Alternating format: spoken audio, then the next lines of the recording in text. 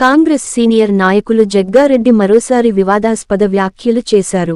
గాంధీ భవన్లో శనివారం జగ్గారెడ్డి మీడియాతో మాట్లాడారు.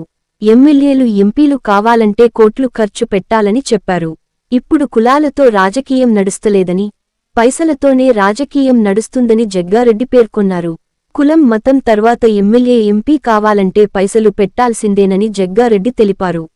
ఇప్పుడు సంగారెడ్డి జనరల్ సీట్ ఉంది, 50 కోట్లు, పడంచర్ వస్తే 100 కోట్లు, ఎంపీకి 50, 100 కోట్లు. అట్లా మాటిని సార్, ఇది మొత్తం విను. ఇప్పుడు కులాలతోటి రాజకీయం నడుస్తలేదు, ఇప్పుడు పైసలు పెట్టాల్సి వస్తున్నది.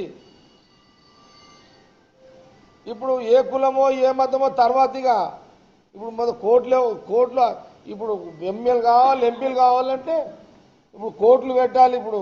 ఇప్పుడు పైసలకు కులానికి సంబంధం ఉందా? అది ఎంత ప్రాబ్లం వస్తుంది కదా.